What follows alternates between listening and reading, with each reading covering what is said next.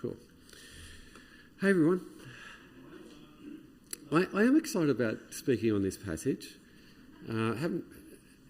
Reading it and listening to it being read out of the ESV this morning, it's quite confronting.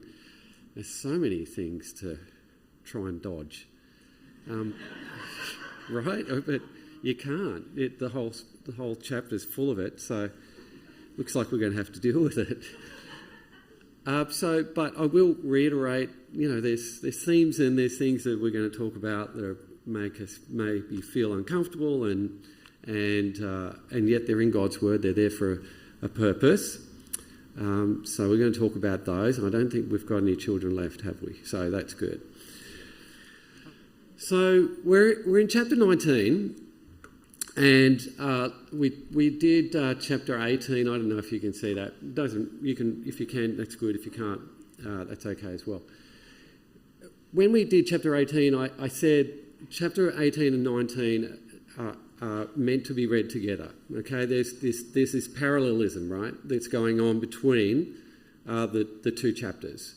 We've got this story of Abraham. You've got this story of Lot. Okay, and there's all these parallelisms all the way through, and there's just a couple of them that are in that diagram there. So we've got that going on, and that's the first sort of big thing that we need to understand. So the question is why? Why is God doing this? Why is he juxtaposing Abraham with Lot? Okay, so that's the question that God is asking us when we're reading this passage, and we need to understand that. Okay, before we jump in. Secondly, there's another big thing going on. Chapter 18, remember we talked about chapter 18, and chapter 18 was a reflection back into chapter 2 and 3 of Genesis, right? It was a garden picture, a garden reflection, and where God was and the tree was, and the good and the tree of good and evil. So it was a reflection back into that scene in Genesis, right? So chapter 19 is a reflection back into chapter 6 to 9 of Genesis, which is the flood story. Okay? So that's what's going on. So why is God doing that? So chapter 18 is about the creation story and God dwelling with humankind. Chapter 19 is about God decreating the world in the flood. And here we have it again in miniature in chapter 19 with the destruction of Sodom. Why is God doing that? They're the questions that the author's asking us and wants us to uncover. I'm not going to give you all the answers, but I'll try and help us navigate through that. I suppose one of the other things that is confronting about this passage is the sheer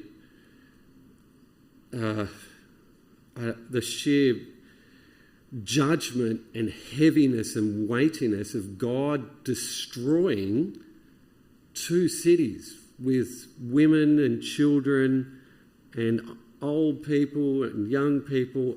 Everyone is killed by God. That's confronting, right? But the author is at pains for us to know that God is just. He is good and he is right in what he is doing and the judgment that he is meting out onto this city. And he's asking us to trust him in that. That we don't have all the facts, but we need to trust that God is good and right and just in what he's doing. And that's tough, especially in the face of what we've just read, right? How can a God who is good do something, let alone allow it to happen? He does it himself. It's quite confronting, isn't it? So that's something that we need to confront as well.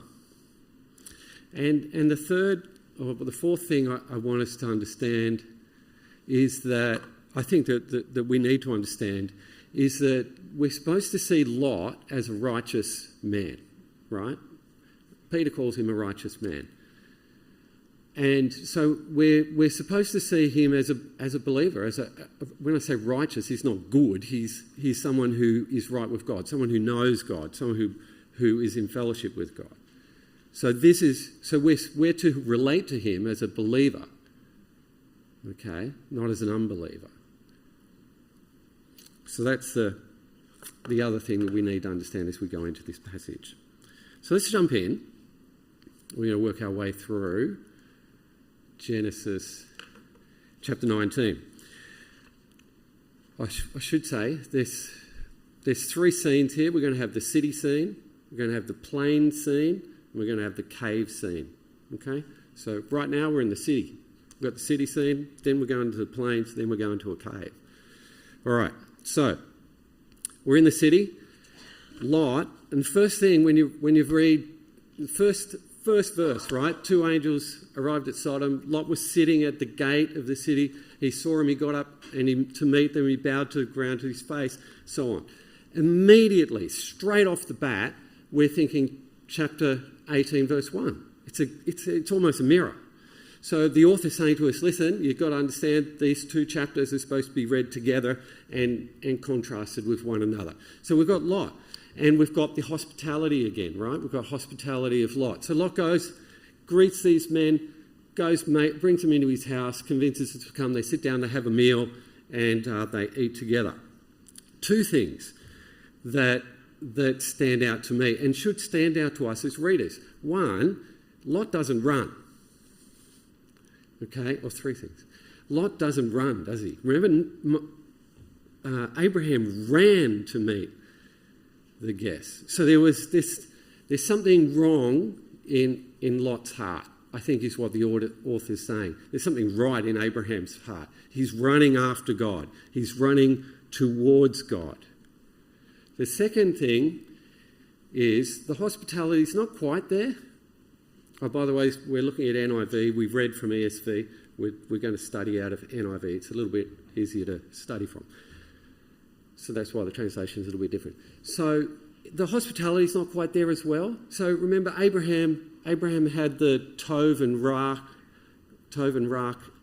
calf and the curds and everything else, and then the bread. Remember the 80 kilos or 80 litres of bread that he made. And here we just had some unleavened bread. So it's not quite the same. So it's not quite over the top. And it speaks into maybe the outworking of Abraham's faith was far more generous. And we're supposed to think that, hey, and take reflection on ourselves. Are we behaving like Lot, or are we behaving like Abraham? Both are good, but one's exercising it to a greater capacity. And the third thing is, who turns up at Sodom? Two angels. Who turned up at Abraham's door? Yeah, right. Two angels and God. God doesn't turn up. God doesn't turn up to Lot, right? And maybe that's because Lot wasn't looking for him. Maybe Lot wasn't running to him. There was something wrong in Lot's heart. He was a righteous man, someone who knew God, but there wasn't something wasn't quite right with him. So the story moves really quickly into this really dark part of the story. So he takes them home, and then we have this scene where it says all the men of the city came and surrounded. So young and old. So the author's saying, well, listen, it's not an isolated thing. There was just not a couple of dudes, young guys, drunk, thought they'd knock on the door. It's everyone. All the men of the city came and surrounded, and they wanted to have relations with these angels. It's a pretty wicked and pretty depraved scene, right? And when we think about it, it reflects back into Genesis chapter 6 and verse 5. The Lord saw how great the wickedness, Ra, of the human race had become on the earth, and that every inclination of the thoughts of the human heart was only evil all the time. So it has that almost hyperbole about it, except that that is the reality of it. And this is why the author's bringing it to our attention, is because to say, hey, the evil in Sodom was so pervasive, so bad, that they were willing, not just a few, all the people of the city wanted to do this disgusting, depraved act towards these angels. And maybe they knew that they were angels, maybe they didn't.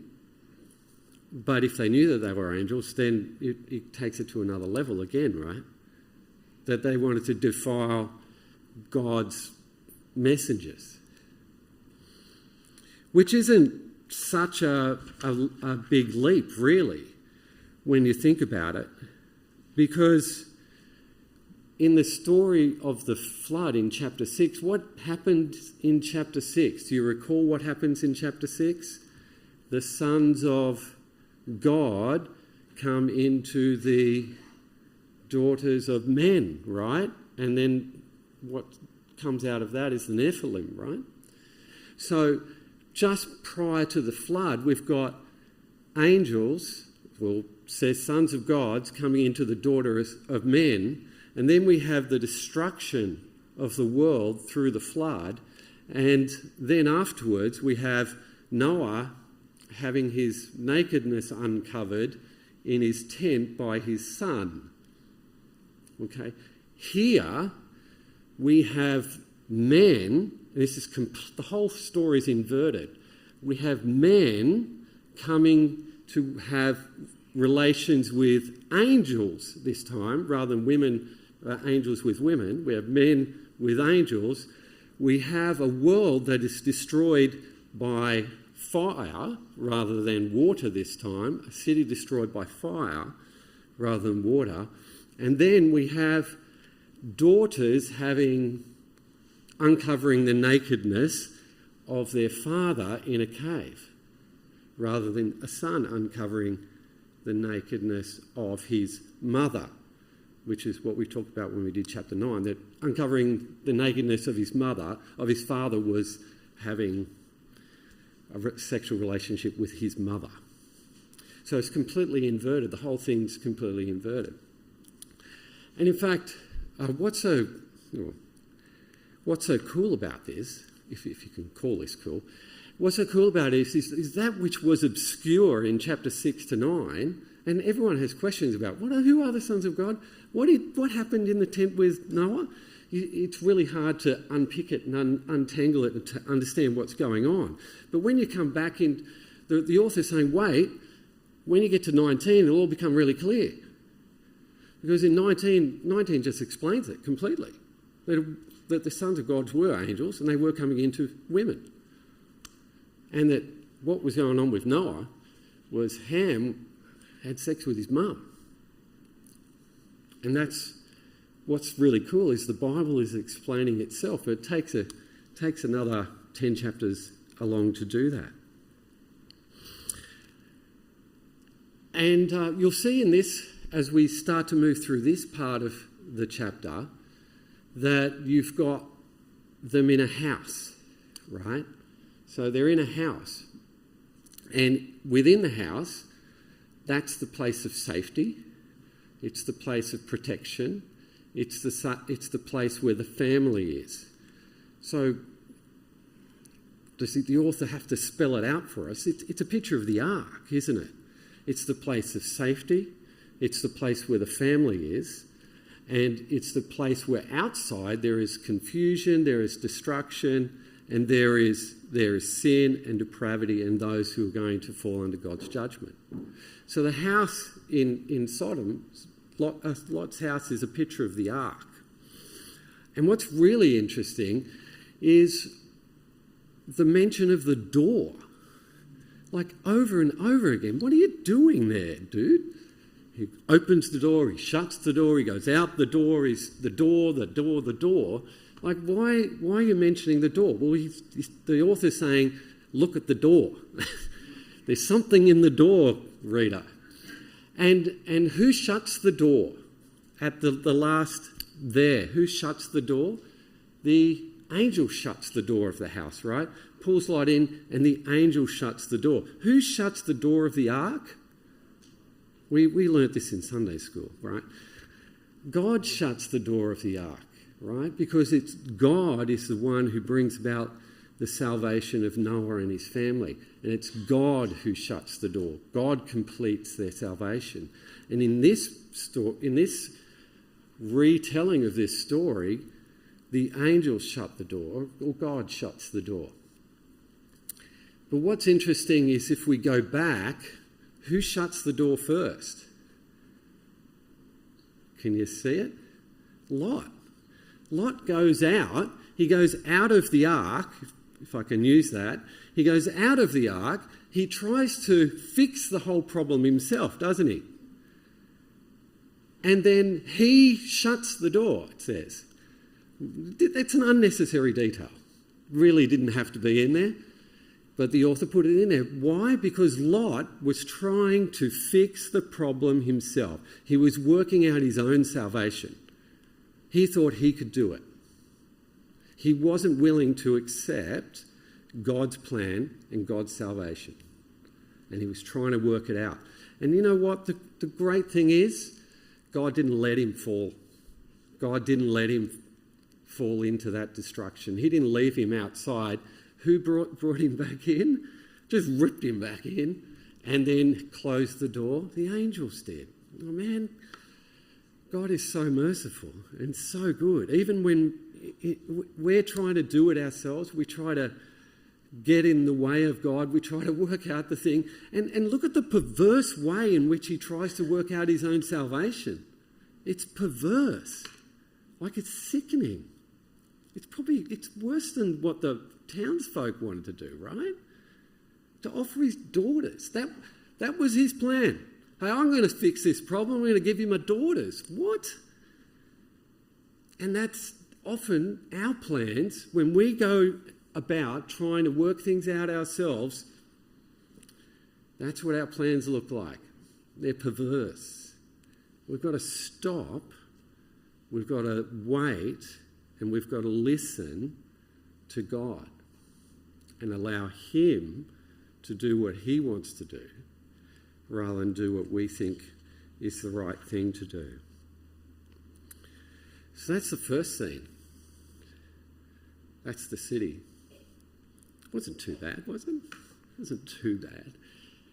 Now we move into the plain scene. So they're running, escaping Sodom and going out.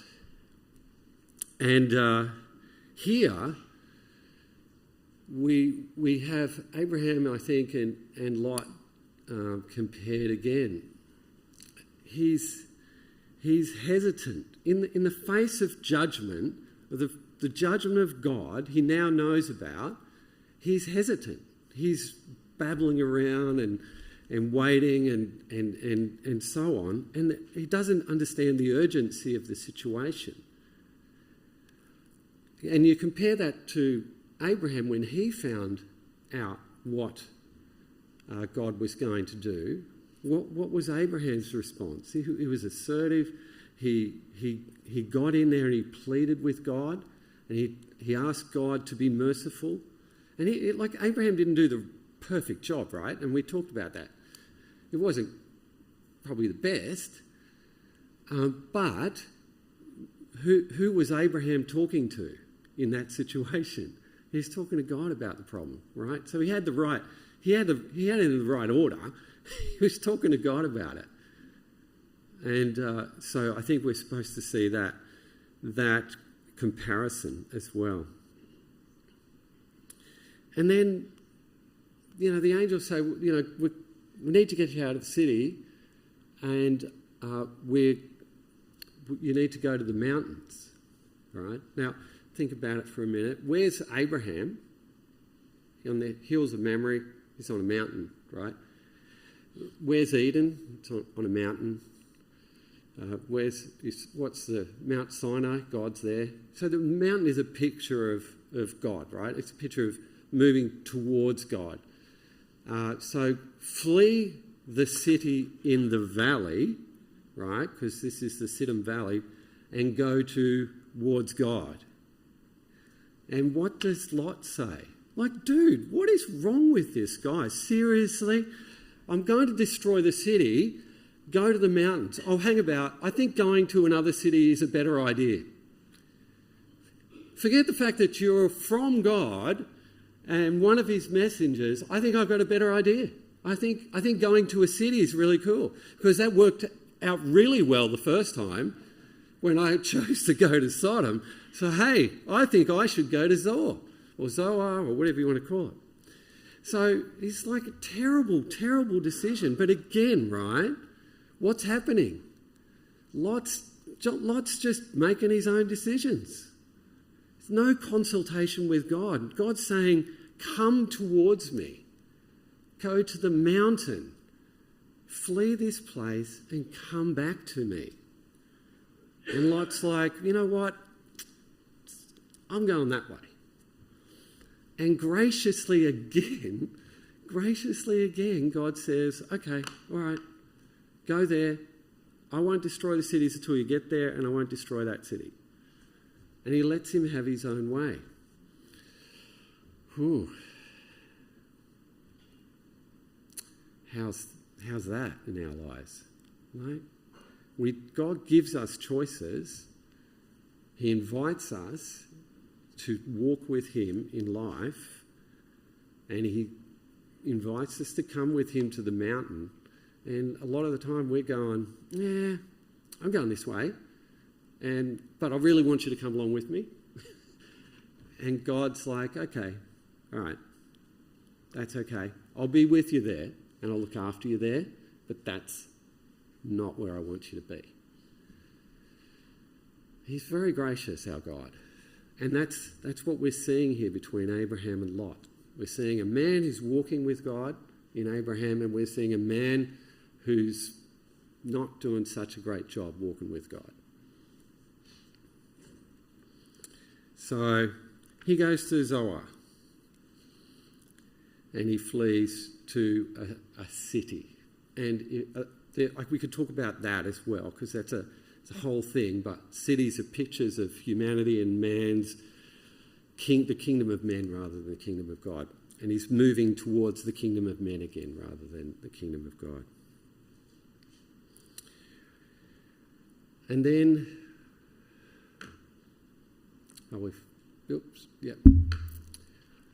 And then as he reaches Zoar, we have this, we have the rain starting to fall. And you know, this is the only place the word rain is used outside of the flood story. The only next time that it's used outside the flood story. So it's it's rain. It's a picture back into the flood story. God rains this time, not water, but he rains sulphur and fire onto that city and destroys the city in a different way.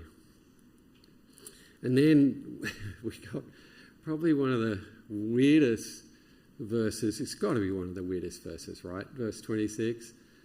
And Lot's wife looked back and she became a pillar of salt. Now, I'm not even going to try and answer that or talk to that. We are in the Sodom Valley, so it's where the Dead Sea is, and there's lots of salt, and it's maybe talking into that. I'm not going to talk about anything else except Soph had a really good explanation of this, and you can ask her what her explanation is, and I think it fits really well. You can ask her at morning tea, but I'm not going to take it from her. I'll let you talk to her if you're interested. But yes, so she turns to salt and leaves. I suppose we need her out of the picture anyway. She turns to salt, and the story moves on. But one of the questions I have is why Zoar? And when he's leaving Sodom and Gomorrah. So there's a picture. I don't know how clear that is. Yeah, it's somewhat clear. So you have Sodom and Gomorrah. You have Sodom and Gomorrah down here, the bottom of the Dead Sea, and you have Zoar. It's more like southeast of where they think Sodom and Gomorrah is, and Abraham is up here. So Hebron and Mamre, that's probably about, it's 930 metres above sea level, so it's quite high. And the plains, or the Dead Sea, is 400 below sea level, right? So there's 1,300 metres. It would have been quite a walk to get from there to there. A lot of climbing, right? Maybe you just didn't want to walk, but why? Why doesn't Lot head towards Abraham? Is it not logical? Wouldn't you head towards your family? Wouldn't you warn him? Wouldn't you say, hey, watch out, something bad's happening? But Lot seems to have completely forgotten about Abraham. Right? Hasn't he? But we just read in chapter 18 how much Abraham cared for Lot. And Abraham's the example, right? Is that we are to remember people, remember one another, and pray for one another, intercede for one another. And Lot, on the other hand, is where we ought not to be. We forget about people. We go in the other direction. We head off to another city. So, and perhaps because he's in the plains, and we know Abraham's on the mountain, right? Up on the mountains, because we see in the next passage, don't we, that early the next morning Abraham got up and returned to the place that he had stood with the Lord and looked down onto the plains. So he could see the plains and he saw the destruction. And I think very much so, Abraham is, in this instance, is and his name's father, right? Abraham's father, or it has it in his name.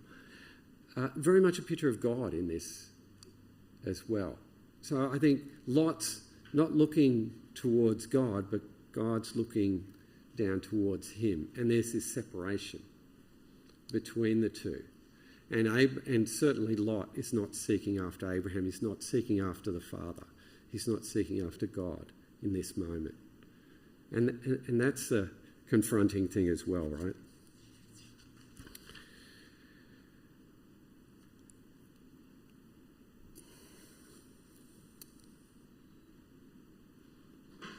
In verse 29 there, the last verse of this passage, it says, so when God destroyed the cities of the plain, he remembered Abraham and he brought Lot out of the catastrophe that overthrew the cities. He remembered Abraham. Now, I'm going to take you back 12 months. Remember when we did the flood? 12 months ago, we did chapters 6 to 9. And in there, there's this huge chiasm. If you recall, do you recall that? You remember the chiasm in the flood story? And do you remember what the centre verse was? I asked Jo this, she forgot. Really made a big impression. The centre verse of the chiasm of the flood story is God remembered Noah. Right at the centre.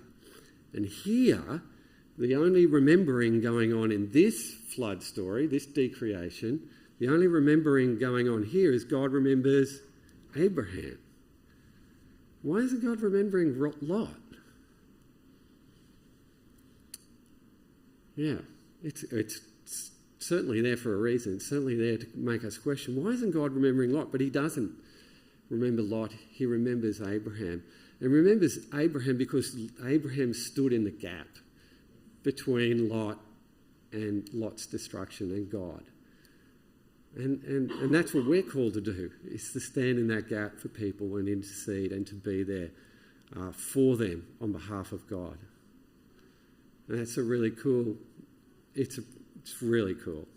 And when you think about it, look at Lot. Oh my goodness, a guy, dude. He's a believer, but is he acting like one? He's trying to work out his own way. He does some things right, like his hospitality was pretty cool. But apart from that, oh my goodness, the guy was a train wreck. And he was continually, not just once, he continually tries to walk away from God, and yet God looks after him.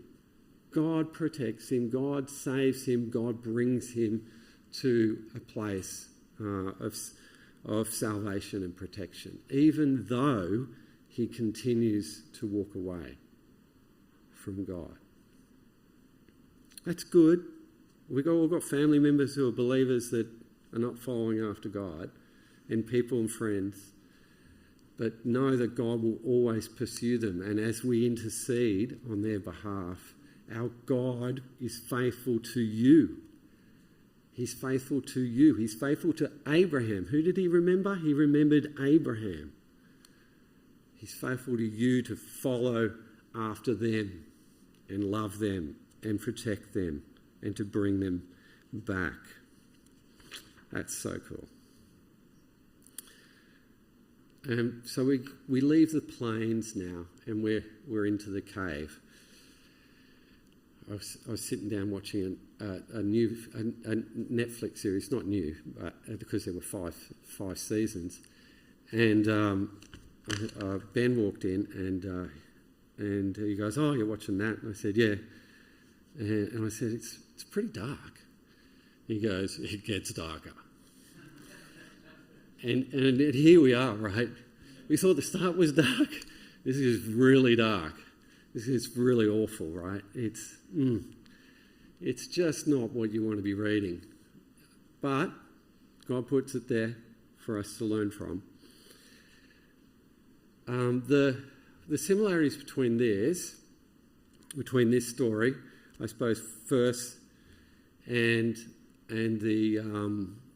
the story of Noah on the mountain in the tent with Ham, uncovering his nakedness, it's indisputable. So they're supposed to be understood together, and they're supposed to interpret one another. Okay, so firstly, the word cave, is